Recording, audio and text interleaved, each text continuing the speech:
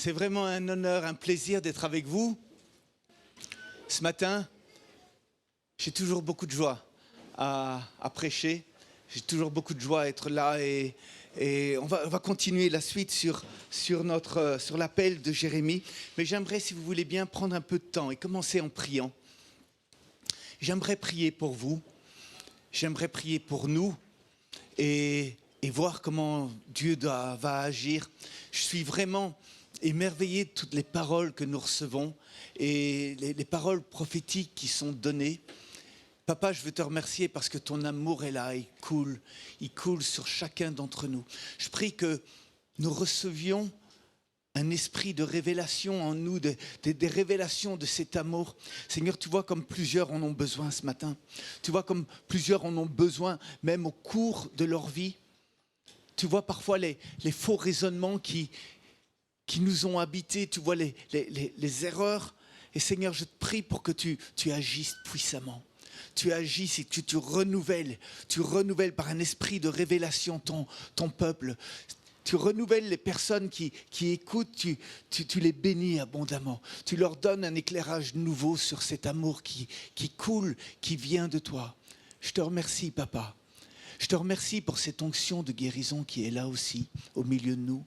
Papa, je te remercie pour ce que tu es en train de faire. Je te remercie parce que juste ta présence nous guérit. Juste le fait que tu sois là, oh Dieu, ça fait du bien à notre âme, ça fait du bien à notre cœur, ça fait du bien à tout notre être. Et il n'y a aucune raison que notre corps physique ne puisse en profiter. Seigneur, je te remercie parce que, tu es le bon médecin. Tu es celui qui sait comment il faut agir. Tu n'agis pas comme un médecin qui essaye de soigner juste la douleur ponctuelle, mais toi tu vas au fond des choses, tu vas au fond de notre âme, tu vas au plus profond de nous, et c'est là que tu apportes la guérison pour qu'elle rayonne et que tout notre être, corps, âme et esprit puissent en profiter. Soyez abondamment bénis. Soyons abondamment bénis parce que ça c'est la présence de Dieu qui fait cela. C'est juste la présence de Dieu et c'est toute l'œuvre que Jésus a accomplie sur la croix. Il est là, il est présent. Soyez abondamment bénis. Amen. J'aime ça. J'aime la présence de Dieu. J'aime, Angela, ce qu'elle a dit.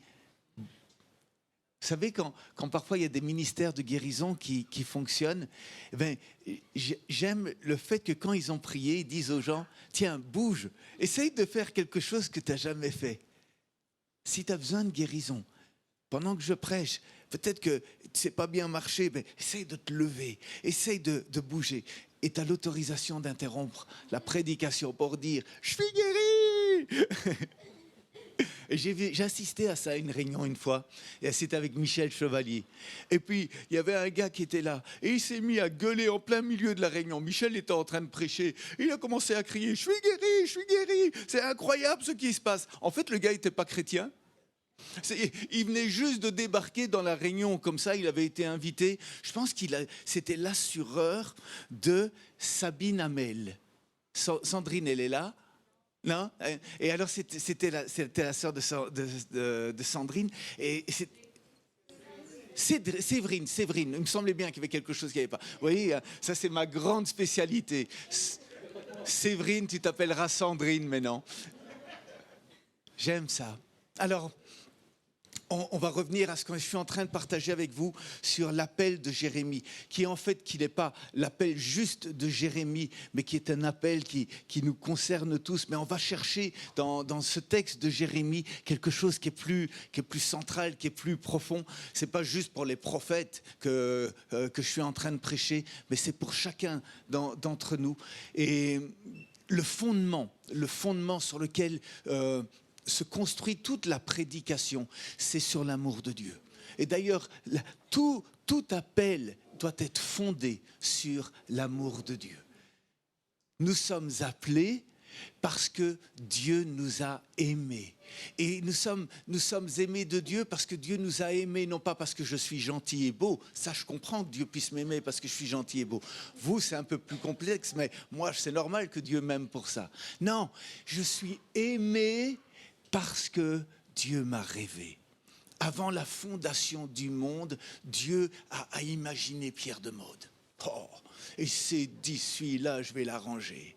Et alors, vous voyez, il a rêvé ces moments de communion, il a rêvé ces moments, et il nous a connus, il est dit, il nous a connus. Vous n'imaginez pas ce qu'il y a derrière le mot connaître. C'est pas juste que Dieu s'est dit, tiens, je vais faire des hommes, je vais faire des femmes, on verra bien ce que ça donnera.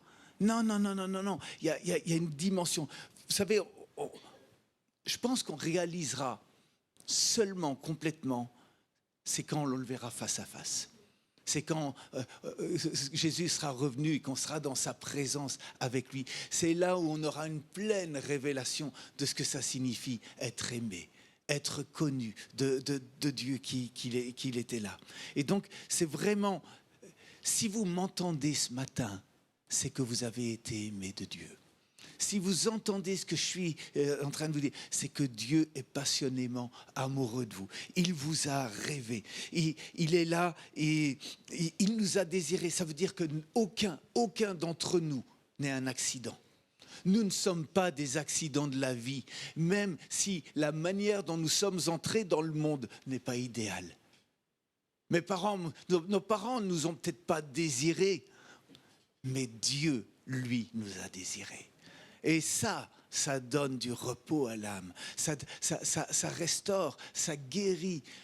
Oh, si vous saviez combien de personnes dans le monde sont mal parce qu'ils ne comprennent pas qu'ils sont désirés. Combien de gens sont détruits parce qu'ils pensent qu'ils sont des accidents de la vie. Combien des enfants, la vie des enfants sont brisées parce que les parents ne leur donnent pas le minimum d'affection, le minimum de ça. C'est absolument terrible les dégâts que ça peut causer. Et nous avons besoin, nous en tant que chrétiens, d'être guéris de toutes ces choses. Et c'est ça qui va nous donner de l'assurance. C'est ça qui va nous renouveler. Il faut que j'arrête de prêcher là-dessus parce que ce n'est pas mon sujet. Nous sommes tous appelés, c'est le sacerdoce universel. Et Dieu a un objectif. Dieu a l'objectif qu'on tombe dans une relation amoureuse avec lui. Ça, c'est le but, c'est l'objectif d'avec Dieu. Dieu veut créer une relation d'amitié avec lui. Dieu, si vous voulez, il n'est pas simplement content que vous soyez là le dimanche et puis compris que vous soyez là le mardi, c'est très bien. Mais ce n'est pas ça que cherche Dieu. Dieu cherche une relation amoureuse 24 heures sur 24 avec lui. C'est ça que rêve le Saint-Esprit. Et c'est possible. Et c'est possible d'aller de plus en plus profondément dans cette dimension, de pouvoir dire à Dieu, de pouvoir dire, Dieu c'est mon ami. Dieu c'est mon ami. Je peux venir à lui comme je veux. Je n'ai pas dit mon copain, j'ai dit mon ami avec une dimension. Vous savez, les musulmans ne peuvent pas dire ça. Les musulmans et des tas même de chrétiens font des tas de choses pour essayer de plaire à Dieu, mais ne connaissent pas Dieu comme un ami. C'est terrible. C'est terrible parce qu'ils ne vont pas dans la profondeur de la révélation de ce que le Saint-Esprit voulait faire. Et puis on a parlé des excuses. Les excuses, je suis trop vieux, pas moi, je suis trop jeune. Et vous voyez, et puis pour rentrer dans l'appel de Dieu. Non, quel que soit notre âge, et c'est ça, c'est extraordinaire, même des enfants peuvent devenir des instruments dans les mains de Dieu. Priez pour vos enfants, priez pour qu'ils soient déjà maintenant remplis du Saint-Esprit, qu'ils soient déjà maintenant des outils dans la main de Dieu. C'est absolument extraordinaire. Et puis, la dernière fois qu'on s'est vu, je vous ai parlé de l'opposition. Il y a toujours une opposition quand on rentre dans l'appel de Dieu. C'est quelque chose de normal. Et je vous avais expliqué que Jésus n'est pas un marchand de voitures. Vous vous rappelez, les marchands de voitures, quand vous rentrez là, dans le magasin de voitures, ils sont tous souriants. Et ils vous font signer des contrats et ils sont tous gentils avec vous. Et puis derrière, on voit les conditions. Et puis c'est quand on a la voiture qu'on se dit, il m'a bien eu.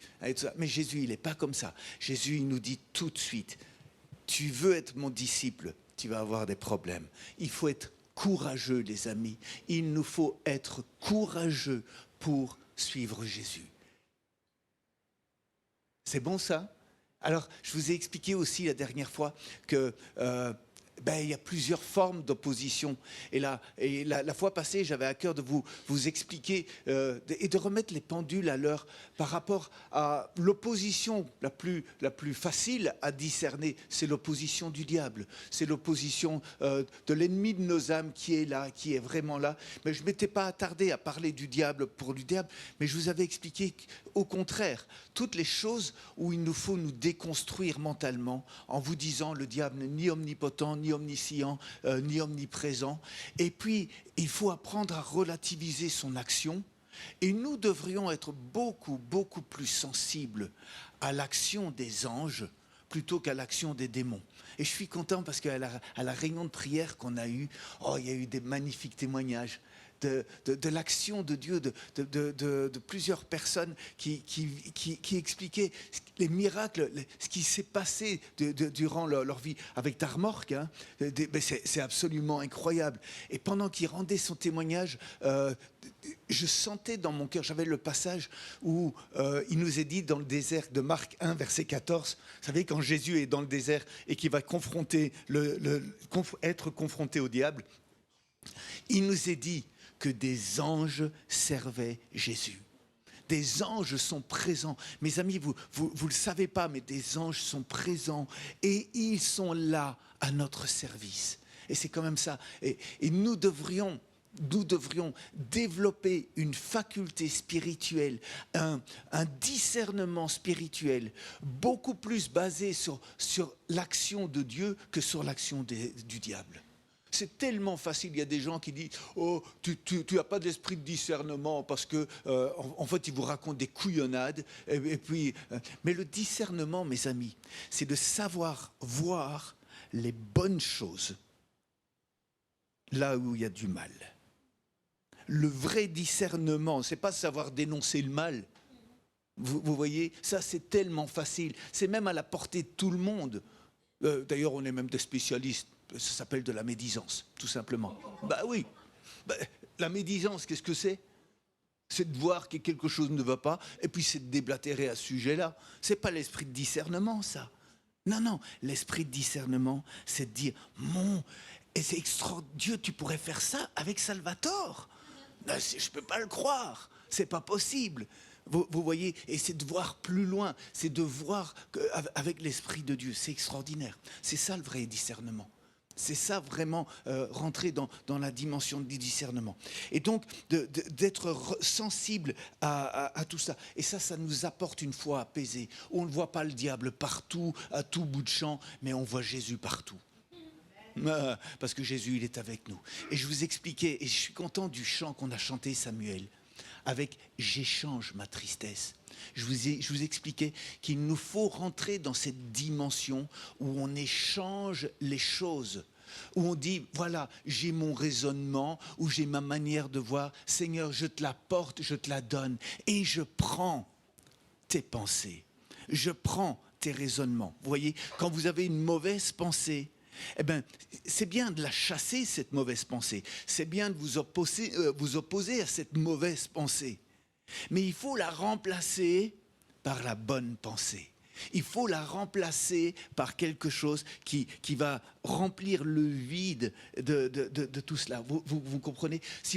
Je reprends le truc. Si vous vous sentez rejeté, si vous vous sentez non désiré, si vous croyez, vous ne savez pas ce que vous faites sur terre, ben c'est de dire, ok, ça c'est un mensonge du diable. Je viens contre cela. Mais Seigneur, je vais me nourrir et je vais proclamer ce que toi tu dis de moi dans ta parole. Et je vais proclamer ton amour sur moi. Vous comprenez ce que je veux dire ? Vous vous regardez dans la glace et vous dites « Waouh, t'es encore plus beau que je ne pensais. » Quelle merveilleuse créature. Non, si vous regardez ma bedaine, vous allez dire « Comment est-ce qu'il peut dire ça de lui ?» Mais non, c'est la Bible qui dit ça de moi. Vous comprenez ? Et Dieu me voit beau. Et Dieu me voit. Et alors vous pouvez commencer à remplacer vos pensées. Ça, c'est extraordinaire. On va continuer là-dessus. Je vais commencer à prêcher. Alors, on est dans Jérémie 1 et on va reprendre le texte, si tu veux bien nous l'afficher, Anne. Jérémie 1, à partir du verset 17. Et ça nous dit ceci. Et toi, saint terrain, lève-toi et dis-leur tout ce que je t'ordonnerai. Ne tremble pas en leur présence de peur qu'ils ne te fassent trembler devant eux. Voici, je t'établis en ce jour sur tout le pays comme une ville forte, une colonne de fer et un mur d'airain contre les rois de Juda, contre ses chefs, contre ses sacrificateurs et contre le peuple du pays. Ils te feront la guerre, mais ils ne te vaincront pas, car je suis avec toi pour te délivrer, dit l'Éternel. C'est quel beau texte, hein? Et là, ici, on voit qu'il y a une autre forme d'opposition. En fait, il nous faut apprendre à identifier les ennemis. Et là, on voit dans le texte que nous venons de voir qu'il y a l'ennemi, le peuple va se dresser comme un ennemi. On voit que le pouvoir civil va se dresser comme un ennemi. Et on voit que le système religieux va se dresser contre un ennemi. Et là, le système religieux dans lequel on est en train d'être confronté dans Jérémie, c'est tout le système du culte et du système de la religion juive, du judaïsme. Mais ne vous dites pas, ah, c'était par rapport au temple, c'était par rapport aux prêtres et tout cela. Si Jérémie a eu une opposition du système religieux de son époque, vous pouvez être sûr et certain que l'Église, elle aussi, peut devenir une opposition farouche à l'action de Dieu. Et ça, c'est terrible de comprendre que l'Église, qui est censée représenter et être le corps du Christ et briller dans les ténèbres, elle devient, elle, un instrument entre les mains du diable pour s'opposer à Dieu et s'opposer à son action. Et ça, si vous étudiez un peu l'histoire de l'Église, si vous êtes un peu conscient à toutes les choses qui peuvent se passer autour de nous, eh bien, on se rend compte que, en fait, tous les systèmes religieux s'opposent à Dieu. Et que Jésus n'est pas venu pour que nous adhérions à un système religieux, aussi bon soit-il, mais que nous rentrions dans une dimension de communion, de restauration avec lui. Ça, c'est extraordinaire. Et donc, on voit ces trois ennemis-là, et il y en a un quatrième. Oh, il y en a un quatrième, et c'est un méchant, celui-là. C'est nous-mêmes. C'est notre nature qui peut aussi être en complète opposition avec Dieu. Et quelque part, on le voit avec ce que dit Dieu à Jérémie en le confrontant à la peur. Il dit, n'aie pas peur, parce que si tu as peur, c'est moi qui vais te faire trembler devant eux. Et là, il y a quelque chose qui est de la nature humaine de Jérémie, et Dieu est en train de s'adresser à lui. Mais alors, on va développer un peu tout ça. Et donc, Jésus étant le modèle en toutes choses, Jésus a été persécuté par cette dimension de pouvoir politique, de pouvoir religieux, et même de ses proches entre nous. Il a été rejeté, il a été persécuté. Et Jésus nous dit tout de suite, parce qu'il n'est pas le marchand de voitures, il nous dit, Luc 6, verset 22, « Heureux serez-vous lorsque les hommes vous détesteront, lorsqu'ils vous chasseront, vous insulteront et vous rejetteront comme des êtres infâmes à cause du Fils de l'homme. » Donc à cause de lui. En Matthieu 5, 11, il dit, « Heureux serez-vous lorsqu'on vous insultera, qu'on vous persécutera, qu'on dira faussement de vous toutes sortes de mal à cause de moi. » Et c'est là où je reviens. Être chrétien, c'est de savoir que ça va nous tomber dessus. Je vais le dire d'une manière différente. Si tu es chrétien et que tu ne rencontres aucune opposition, pose-toi des questions. Pose-toi des questions sur la dimension de ta foi. C'est que ta foi, elle n'est peut-être pas si dérangeante que ça pour l'ennemi de nos âmes. C'est dur, ce que je suis en train de dire. Mes amis, il est tout à fait normal qu'à partir du moment où on suive Jésus, nous soyons confrontés à des difficultés. Et la plus terrible, la plus terrible des souffrances que l'on peut, enfin je dis la plus terrible, vous allez comprendre pourquoi.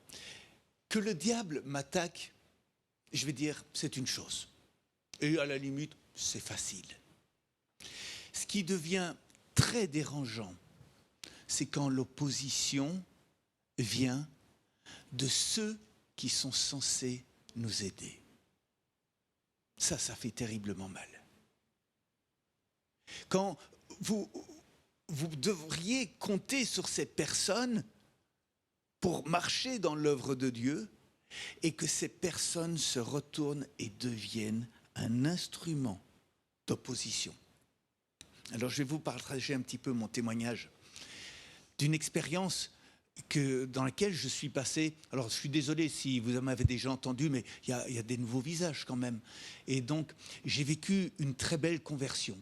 J'ai vécu une conversion dans un camp où on était ensemble, hein, Isabelle.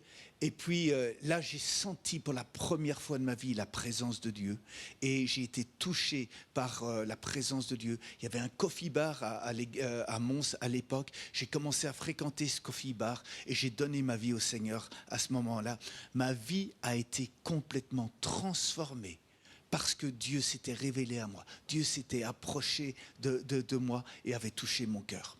Et puis, j'étais en feu pour Dieu et j'ai commencé à suivre des enseignements avec Pierre et Christine Beumier. C'était des enseignements de base qu'on donnait aux nouveaux convertis et je vivais des choses glorieuses à ce moment-là.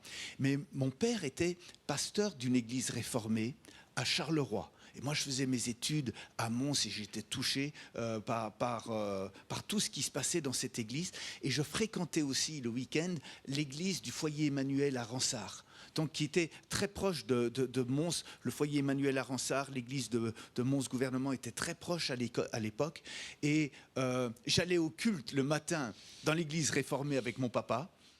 Et puis, l'après-midi, j'allais à pied parfois au culte à l'église à Ransard. Et puis, en semaine, je suivais les enseignements et l'église à Mons. Et ma vie spirituelle était en feu et se construisait.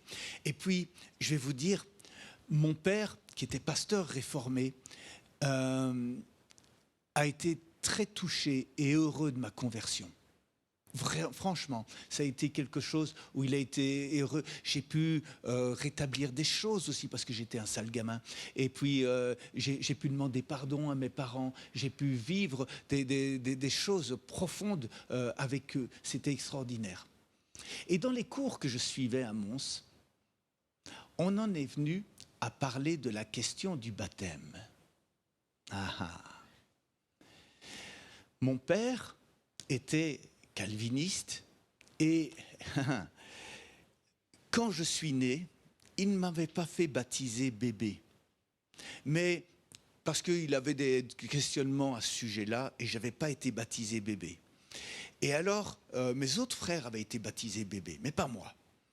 Et puis, ce qui s'est passé, c'est que dans l'église réformée, vous faites le catéchisme, vous faites ce qu'on sait un peu comme si on vous parlait de la petite communion ou de la grande communion chez les catholiques. On fait la confirmation. Et donc, j'avais suivi le catéchisme. Mais mes amis, que c'était barbant. C'était le catéchisme avec mon père, je ne comprenais rien et tout ça.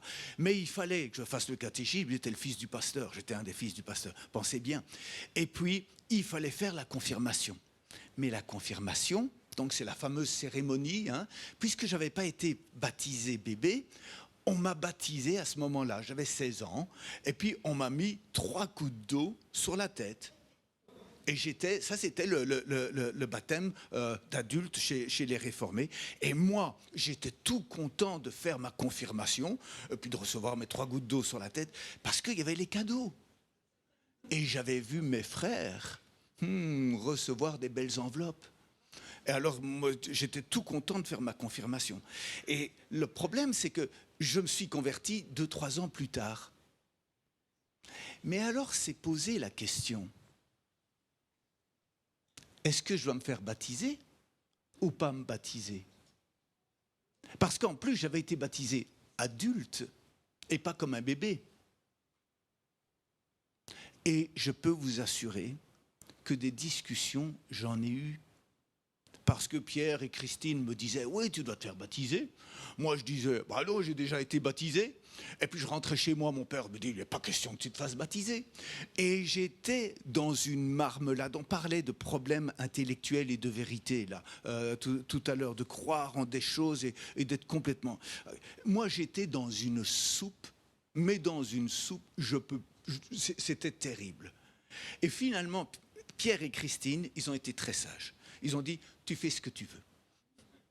Et ils m'ont foutu la paix, et on a continué le cours, et tout le tralala, et tout ça. Et puis, ils ne se sont pas braqués là-dessus. Mais moi, ça me travaillait. Moi, ça me perturbait. J'étais dans un état. Je me suis dit, je vais jeûner. Je vais demander à Dieu ce que je dois faire, et je vais jeûner. Je jeûne un jour. Et donc, j'avais planifié de jeûner plusieurs jours. Donc, le week-end, j'ai dit à mes parents, je ne rentre pas le week-end, je reste à Mons. Je n'ai pas dit pourquoi.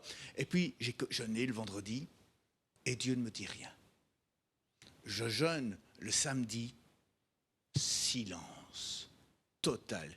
Dieu ne me dit rien. Et je vous assure, je n'étais pas content. Le dimanche, je continue mon jeûne et je vais à l'église Mons Gouvernement. Et là, à la réunion, il y a le pasteur, c'était Luc Verlinden, qui se lève. C'était une église, il y avait 200 personnes à ce moment-là dans l'assemblée. Il y avait beaucoup de jeunes, c'était une fameuse église. Le pasteur se lève et dit « J'ai une parole de connaissance ». Et il commence à donner sa parole de connaissance. Et cette parole de connaissance, il la donne pour un gars qui était assis juste en face de moi. Moi, je voyais son dos, si vous voulez. Et c'était pour lui, parce qu'il dit, voilà, il y a ici un ancien qui vient d'une autre ville, et ce gars, il venait de Charleroi, c'était un ancien de l'église de Philippe Hubinon, il s'appelait Marie. Et son fils s'appelait Jean-Pierre Marie. C'était le père Marie. Et il recevait, vous voyez les détails, comme c'est marqué là. Et il donne la parole de connaissance pour lui. Et moi, j'étais derrière, je me mets en colère, spirituellement. Je n'allais pas le montrer, mais ça bouillonnait en moi. Et je dis à Dieu, tu lui parles à lui qui jeûne pas, qu'on n'a rien à foutre de cette parole de connaissance, il n'y croit même pas. Et moi, tu ne me dis rien. Je vous assure, j'étais comme ça. C'est pas bien, mais je vous dis, voilà. Le pasteur se relève et dit, Dieu me donne encore quelque chose, c'est pour un étudiant. Il est étranger à notre communauté, le Seigneur lui dit qu'il doit se faire baptiser. Gloire à Dieu. J'ai ma parole et j'y crois à fond, vous pensez bien. Je rentre chez moi, je dis « Papa, Dieu m'a parlé !» Et je lui raconte toute l'histoire. Mes amis, la bombe atomique a explosé en Ukraine. Tchernobyl et tout le tralala, tout ce que vous pouvez imaginer. J'ai vécu pendant 6 mois les pires années de ma vie. Hein? Les pires mois. Alors 6 mois, mais merci. Tu me dis, les pires mois de ma vie. Je rentrais chez moi, mes parents étaient en pleurs, me suppliant de ne pas me faire baptiser. Ma mère piquait des crises de colère, disant que je foutais la honte à son mari, que j'étais un fils indigne. Si j'avais annoncé à mes parents que j'étais devenu témoin de Jéhovah, ou que j'allais au bordel, ça aurait fait beaucoup moins de problèmes. Beaucoup moins de problèmes. Mais là, je leur annonçais que je voulais me faire baptiser. J'ai eu mes frères sur le dos, avec des pressions familiales. Vous ne pouvez pas vous imaginer ce que c'était. Mais j'étais en feu pour Dieu. Et j'avais eu ma réponse, c'était clair, net, je ne pouvais pas... et puis, comment j'en parle à l'église, à Ransard, le pasteur de Ransard, tout content, on dit, pas de problème, je vais te baptiser. Mes amis, qu'est-ce qu'il en a eu sur la tronche, le gars, avec mon père, dans les pastorales, qu'est-ce qu'il n'a pas eu comme ennui? Ça a été la guerre entre mon père, qui était quand même... je veux dire un peu le bishop de la région de Charleroi. Il avait une influence assez forte. Il a remonté tous les pasteurs contre le pasteur de Ransard. Ça a été le pauvre Raymond Van de Put, s'il m'entend. Hein. Vraiment, je suis désolé pour tout ça, mais lui a assumé pleinement ce qui est en train de se passer. C'est allé même jusqu'en Suisse. Parce que le pasteur de Ransard s'occupait de Jeunesse en Mission et mon père a accusé Jeunesse en Mission d'être la source du problème et il a commencé à critiquer Jeunesse en Mission. Un jour, je débarque en Suisse, je vais à Jeunesse en Mission et je me présente et on me dit « Ah, c'est toi ?» À la base de Burtigny, en Jeunesse en Mission, je ne sais plus qui j'avais été conduire là-bas et puis il me connaissait. Mais il me connaissait pour les emmerdes que ça avait provoqué dans tout le bazar. Mais vous voyez l'opposition qui était là. Et je vais vous dire, j'ai eu une petite consolation. C'est qu'il y avait Daniel Rigaud, mon ami Daniel Rigaud, il vivait exactement la même chose. C'est pas vrai, Anne? Nous vivions, Anne était présente, elle peut vous en témoigner. Et il y avait Daniel Rigaud qui vivait la même situation. Son père était pasteur à la Louvière. Il avait décidé aussi de se faire baptiser. Mais lui était d'un milieu salutiste. Mais ça a provoqué des problèmes et des problèmes. Mais heureusement qu'on était une bonne équipe. Hein, et puis j'ai été supporté, j'ai été aimé par toute l'équipe là, qui était au foyer. Ça a vraiment réconforté et tissé des liens très très forts. Mais une opposition terrible. Puis je me suis fait baptiser. Mes parents, évidemment, ne sont pas venus. Le jour de mon baptême, mon frère est venu, un de mes frères, pour me demander de ne pas me faire baptiser. Ah oui, je vous assure que c'était un truc de saut. Et puis, je suis rentré dans l'eau, mais que je vous dis, c'était un truc fort, mais en même temps, ça me perturbait. Parce que moi, je ne comprenais pas pourquoi une telle haine. Pourquoi une telle opposition? Je ne comprenais rien à ce qui se passait. Je n'arrivais pas à comprendre. Mon père, heureux de ma conversion, et après, si j'avais pu... S'il avait pu me noyer dans la cuvette du WC, il l'aurait fait, quoi. Vous voyez, non, c'était un truc, c'était incompréhensible, ce truc. Non, et alors, je me fais baptiser, et au moment où je me fais baptiser, je vous assure, il y a des écailles qui sont tombées de mes yeux. Comme l'apôtre Paul, vous savez que l'apôtre Paul qui était aveugle, et puis on a prié pour lui, des écailles sont tombées de ses yeux. Eh bien moi, j'ai eu exactement le même truc intérieurement. Et ma première pensée, elle a été celle-ci. Pourquoi est-ce que je ne l'ai pas fait plus tôt ? Et il y a une, si vous voulez, les choses devenaient claires et nettes, et je savais que c'était de Dieu et que je devais me faire baptiser, et que c'était un témoignage devant les hommes, c'était un témoignage devant Dieu, mais aussi un témoignage devant les puissances des ténèbres et les anges et tout le Saint-Bataclan, si vous voulez. Mais j'avais pris position pour Jésus. Le baptême est quelque chose d'important. Vous voyez ? Et ça fait mal de voir que, à cause de questions théologiques, on peut devenir un ennemi de Dieu. Alors je vous rassure, dès que j'ai pris mon baptême, les choses ont commencé à s'apaiser. Bon, c'était fini. On ne pouvait pas me débaptiser, si vous voulez. Et puis, les relations familiales ont repris et se sont normalisées plus ou moins. Mais j'ai toujours été le vilain petit canard noir, c'est comme ça qu'on dit, hein, dans ma famille. Vous voyez, il y a toujours eu ces trucs, et avec des moqueries, gentilles, c'était pas.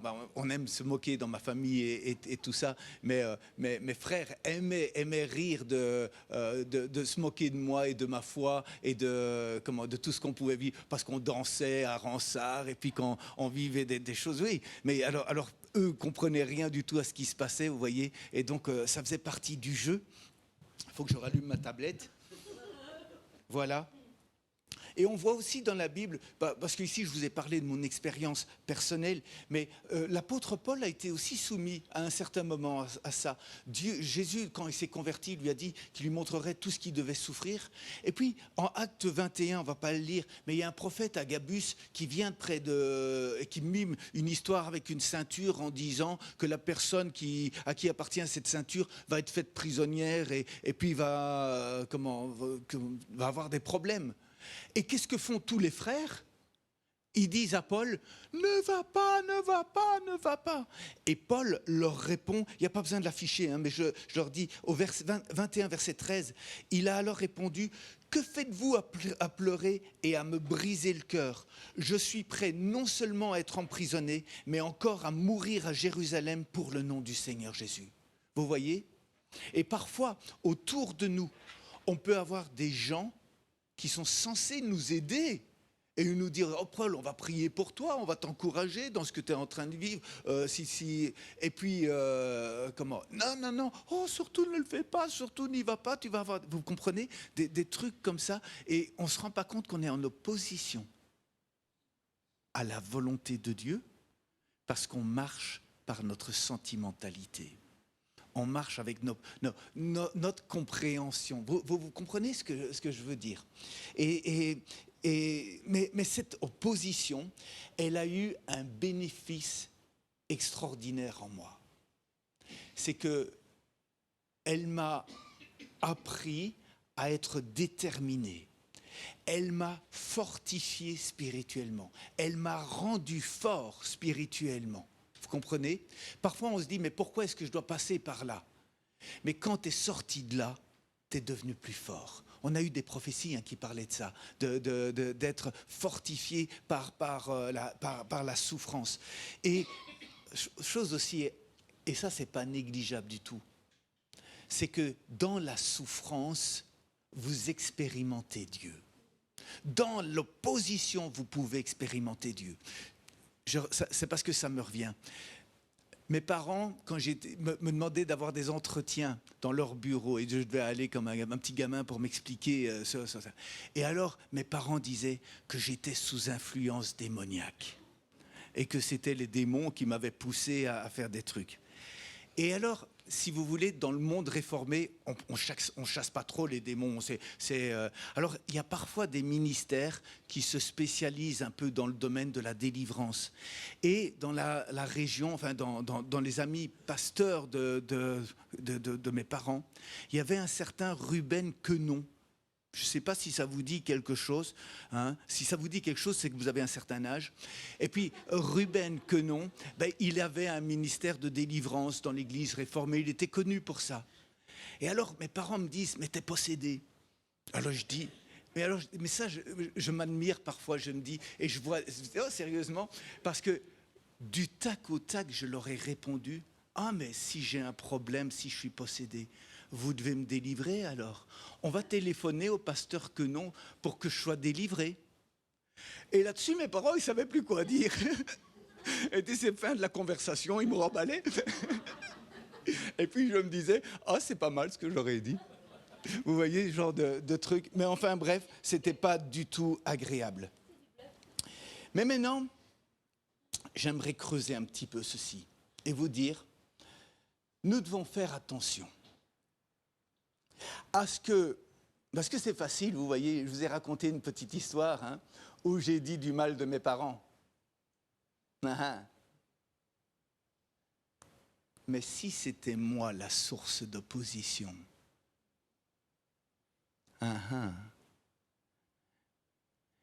et je vais vous raconter une autre petite histoire que j'ai vécue avec Emma.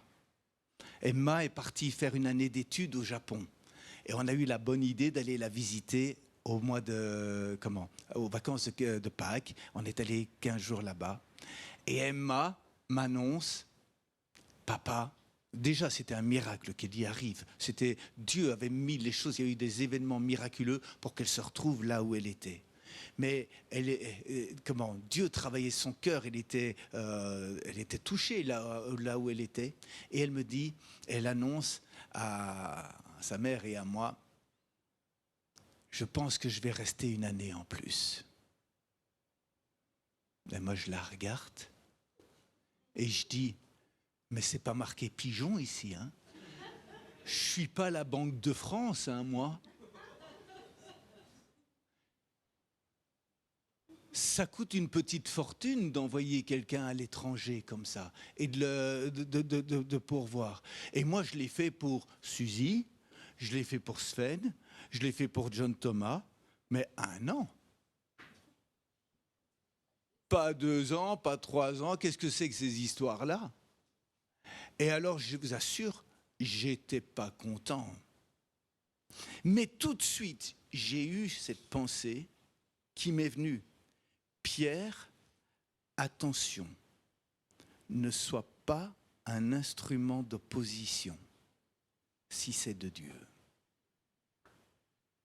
Alors, moi, j'étais malin, vous savez. J'ai sonné à Christophe et j'ai dit, écoute Christophe, faut que tu parles à Emma. Parce que ma situation, là, comment est-ce que je vais faire, moi, pour payer tout ça? Et des trucs comme ça. Et Christophe parle à Emma. Emma pleure. Mais Christophe lui dit, écoute Emma, si c'est de Dieu tout ça, il y a 1% de chance que ça marche. Il lui dit 1% ou 50 ou 5%, je ne sais plus, mais il lui dit une histoire comme ça. Si c'est de Dieu, il y a 1% de chance que ça marche. Emma n'était pas très contente. Elle pleurait, c'est pas qu'elle était fâchée après Christophe, mais vous voyez, elle était déçue. Et puis, on a commencé à voir la main de Dieu se mettre progressivement. Et je ne vais pas raconter toute l'histoire, vous la connaissez peut-être, mais il se fait que l'argent est arrivé d'une manière absolument surnaturelle. Laurence et Emma étaient en train de manger chez Guylain Lukunku, qui est arrivé quelques heures après que le repas soit fini. Et puis, parce qu'il était en entretien pastoral après le culte. Et puis, Emma lui raconte que Dieu lui a mis à cœur de repartir au Japon, et puis qu'elle a eu l'école qui lui a dit qu'elle ne payerait rien, et puis elle a eu des tas de choses. Et Guylain l'écoute et lui dit, écoute Emma, je dois faire quelque chose. Il est allé chercher une enveloppe, il a dit, il y a des gens qui viennent de me donner une enveloppe. Et j'étais très embêté parce que je n'ai pas besoin d'argent. Et je ne savais pas pourquoi. Et le Saint-Esprit me dit que cette enveloppe, c'est pour toi. Il lui donne l'enveloppe. Il y avait 700 € dans l'enveloppe, le prix du billet d'avion. Je raconte cela à des amis sur Facebook. Il y a un missionnaire qui était là-bas, que j'avais rencontré. Et puis le mec, il entend le témoignage et il dit, c'est quelqu'un qui a un peu d'argent. Et puis qui me dit, avec ma femme, on a décidé de donner chaque mois 500 € à Emma. Je n'ai pas déboursé 1 franc. Il n'y a plus de francs. Pas 1 euro. Pas 1 euro pour qu'Emma puisse y aller, vous voyez. Mais j'ai voulu faire attention de ne pas être l'opposition à l'action de Dieu et au miraculeux de Dieu. Vous voyez, c'est important. Et malheureusement, nos bons sentiments, notre manière d'être fait que nous pouvons facilement devenir un vecteur d'opposition à la présence de Dieu. Vous voyez ? Notre théologie peut être... c'était le problème de mon papa. Il avait sa théologie qui le marquait. Et il était incapable d'accepter que Dieu puisse faire quelque chose qui ne correspondait pas à sa théologie. Vous voyez le truc? Et c'est là où il nous faut apprendre à à ne pas nous laisser piéger et de dire attention, attention à mes croyances, attention à ce que je suis, attention à ma manière de fonctionner. Parce que peut-être que Dieu, il va agir d'une manière différente de tout ce que j'ai connu. Vous savez, il y a des réveils qui ont éclaté parce que les églises ne savaient pas les accepter. Et parce que les églises ne savaient pas les accepter, Dieu a décidé que le réveil éclaterait et le réveil a éclaté hors de l'église. Vous me suivez? Et moi, je veux que le réveil il éclate ici. Je ne veux pas que Dieu ne puisse pas trouver un endroit pour faire éclater le réveil. Ça vous étonne ce que je suis en train de dire? Vous savez que Dieu a même fait éclater un réveil dans une loge maçonnique parce que dans les églises, on ne croyait plus en Dieu. Ça se passait à Genève dans les années 1800-1850. Le réveil de Genève a éclaté dans une loge maçonnique.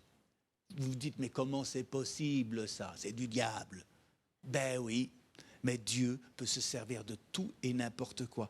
Les pasteurs qui fréquentaient cette loge maçonnique étaient encore croyants en Dieu, alors que les pasteurs de l'église officielle ne croyaient même plus en Dieu. Vous vous dites comment c'est possible, mais c'est possible. Le réveil a éclaté dans cette loge maçonnique, et puis ces pasteurs se sont rendus compte qu'ils ne pouvaient plus être francs-maçons et pasteurs, et ils ont quitté la loge. Vous voyez, il n'y a rien qui arrêtera Dieu, et Dieu est capable de prendre tout ce qu'il veut. Mais moi, je veux me garder, je veux accueillir le réveil, mes amis, et je veux me garder d'être un instrument d'opposition à l'action de Dieu. Je sais que John Thomas est en train de se dire je vais dire à mon papa que Dieu m'a dit que j'allais avoir 10 000 euros et tout ça. Je n'en crois pas un mot, John Thomas.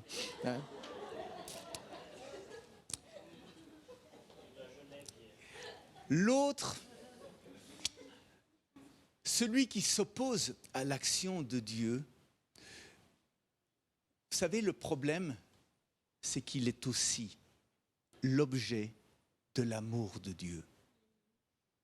Et il nous faut faire attention à ne pas rejeter l'autre parce qu'il a été un instrument d'opposition. Est-ce que vous me suivez? Mes parents ont été un instrument d'opposition, je n'ai pas peur de le dire.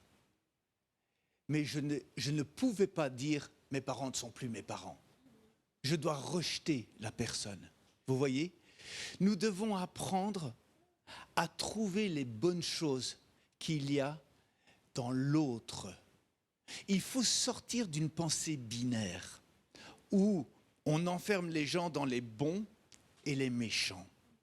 Parce que les bons, c'est toujours soi. Donc l'autre doit être méchant. Vous comprenez? C'est pas comme ça que ça fonctionne. C'est pas comme ça que ça fonctionne. L'autre peut être dans l'erreur, mais l'autre est aussi l'objet de l'amour divin. Et l'autre, je vais même aller plus loin, il a peut-être quelque chose à m'apprendre. L'autre qui a été l'instrument d'opposition et qui m'a permis d'être fort et déterminé, va peut-être être celui qui va devenir une aide précieuse. Est-ce que vous me suivez? Et il nous faut apprendre à ne pas développer du ressentiment par rapport à tout cela. Il nous faut apprendre à ne pas tomber dans des formes de jugement. Voyez-vous, il faut aller chercher les bonnes choses. Je vais essayer d'aller plus loin. Et puis, peut-être que moi, avec mes arguments théologiques, j'ai été aussi une source d'opposition. J'ai été une source de fermeture. Et c'est là où il nous faut apprendre à nous remettre en question et de comprendre que nos agissements, notre manière de penser peut desservir finalement l'œuvre de Dieu. Comment est-ce qu'on peut grandir dans ces choses? Comment est-ce qu'on peut... Il y a que dans une relation avec Dieu qu'on peut aller dans tout cela.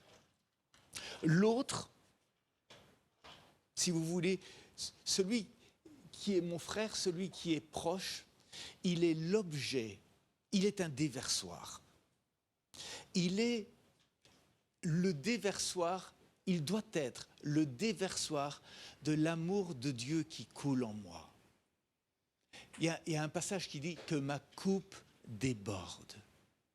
Vous voyez, dans ma communion avec Dieu, dans ma relation avec Dieu, je dois me sentir aimé, je dois me sentir vraiment épanoui. C'est ce que Dieu fait. Mais Dieu a voulu que l'autre puisse être le bénéficiaire de cet amour de Dieu. L'amour de Dieu doit rejaillir sur l'autre et on ne doit pas rejeter l'autre. Est-ce que vous me suivez ? Cette dimension de l'amour de Dieu, si vous voulez, l'autre, comment je vais le dire autrement. Je vais utiliser un mot, ça va faire rire Salvatore. C'est le préservatif du danger de tomber dans un mysticisme égoïste. Le préservatif, ça n'a rien à voir avec la sexualité et l'objet. C'est se garder, se protéger du danger d'un mysticisme égoïste. Vous savez que je suis passionnément, que j'aime parler sur la présence de Dieu. Et c'est ça qu'on appelle le mysticisme. Si vous regardez la définition dans le dictionnaire du mot mystique, vous verrez quelqu'un qui croit avoir une relation avec Dieu. Quelqu'un qui parle avec Dieu. Je suis un grand mystique, hein? Je suis un très grand mystique. Mais le piège du mysticisme, c'est quand il n'y a pas l'autre. C'est quand tout est entre moi et Dieu. Vous me suivez ? C'est quand, si vous voulez, tout se passe entre moi et Dieu et qu'il n'y a pas l'autre.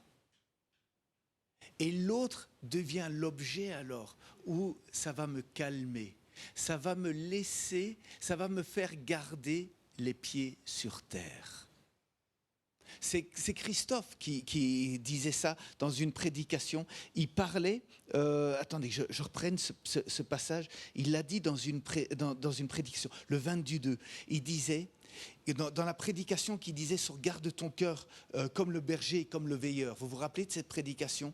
Et il disait, un peu de mysticisme est bon, mais pas trop pour ne pas déconner. Vous voyez, le problème des mystiques, c'est qu'ils sont dans des trucs de malades mentaux. Et après, ça déconne plein tube. Mais quand vous êtes dans un mysticisme pratique, où vous cherchez Dieu et vous cherchez la présence de Dieu pour l'autre, ça devient très sain comme forme de mysticisme.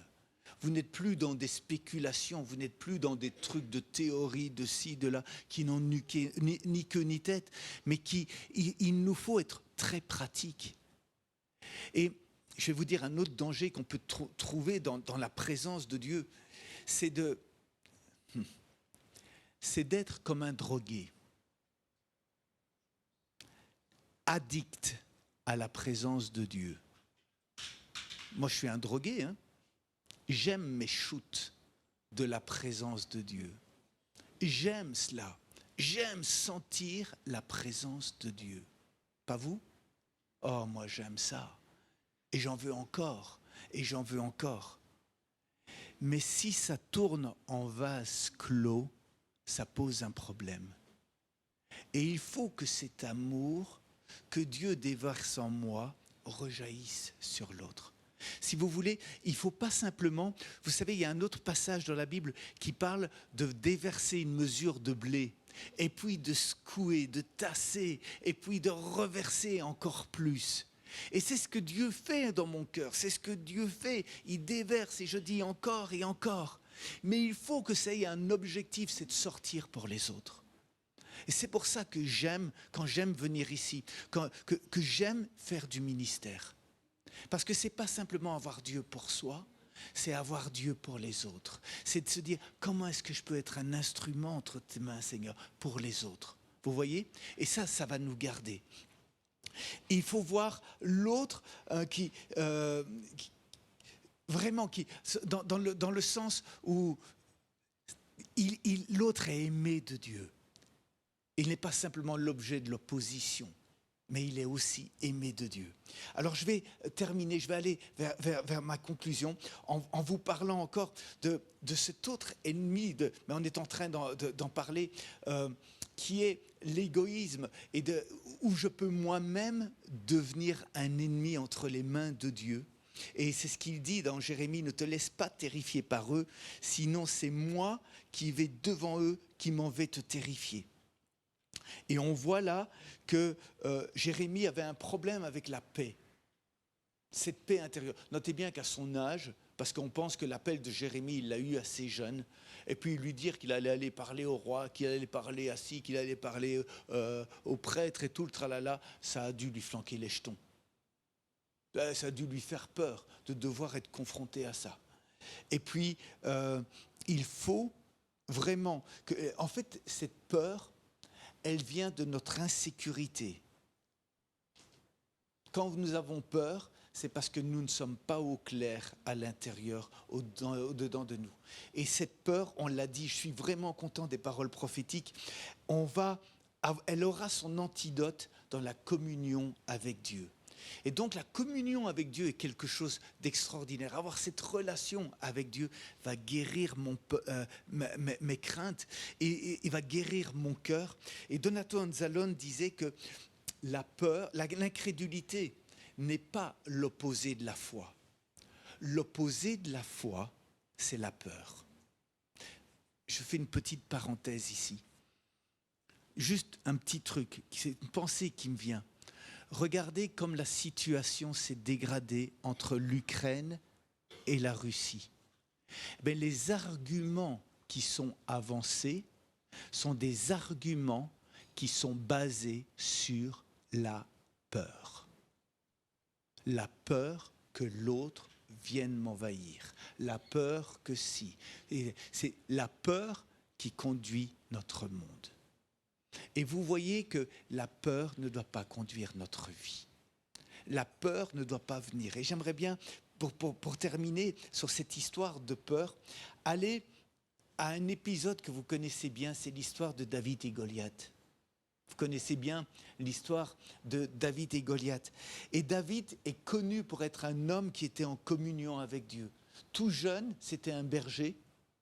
Et c'était un homme qui passait du temps dans la présence de Dieu.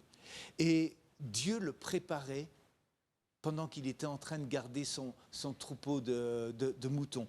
Il prenait à cœur ce troupeau.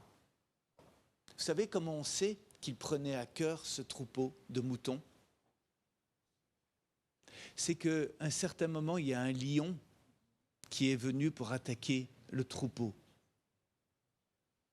Et il ne s'est pas enfoui, mais il a protégé ses brebis. Et puis il y a un ours aussi qui est venu et qui est venu pour essayer de prendre des moutons. Et il les a tués tous les deux. Il a tué ses ennemis. Mais vous savez, Dieu était en train de le préparer. Ses frères ne voyaient en lui qu'un freluquet prétentieux. Il n'a même pas été invité quand Samuel était là. Et puis il va visiter le champ de bataille. Et là, il y a Goliath qui ne fait qu'insulter les enfants de Dieu. Et ça va bouillir dans le cœur de David, vous voyez. Et c'est marrant parce que ces insultes de Goliath, elles sonnaient dans l'oreille de David comme les rugissements du lion qui l'avait tué. Et puis, il y avait ce géant qui se dressait devant lui et il ressemblait à cet ours qu'il avait tué. Vous voyez le truc, la préparation que David avait eue. Et puis quand il a vu Goliath, ce géant, venir, il ne s'est pas dit « Oh là là, à quoi je m'attaque ?» Mais il s'est dit Oh, il est tellement grand que je ne pourrais pas le rater. C'est Reinhard Bonnke qui disait ça. Ton géant, il est tellement grand que tu ne peux pas le rater. Vous voyez ? Et ce n'est pas la peur qui a conduit David. Il était conduit par l'Esprit de Dieu. Vous voyez ? Et il y a quelque chose d'important dans cette communion avec Dieu, c'est que David, il aurait pu juste se sentir rejeté. Vous savez qu'il y a même parfois des commentateurs bibliques qui disent que David était peut-être le fruit d'un adultère. J'ai déjà entendu cette expression, c'est vrai, Samuel, il y a déjà... il y a parfois des commentateurs parce qu'il y a un verset dans lequel il est dit « j'ai été conçu dans le péché » et des choses comme ça. Donc, mais il aurait pu se sentir rejeté. Il aurait pu rester. C'était la vérité entre nous. Le mec, il est mis à l'écart. On ne l'invite même pas quand Samuel est là. On fait semblant qu'il n'existe pas et tout le tralala. Mais en fait, ce que Dieu était en train de faire, c'est que David n'est pas resté, et c'est ça que j'aimerais bien vous laisser ce matin, ne s'est pas considéré comme une victime de la vie. La réalité des circonstances a fait que tu es victime. Mais tu n'es pas obligé de rester dans un statut de victime de la vie. Avec Dieu, dans cette communion, Dieu est en train de préparer David à la royauté. Et de la même manière, Dieu est en train de nous préparer à la royauté. Vous voyez, la souffrance, l'opposition, elle produit en nous des gens qui ne vont plus avoir peur.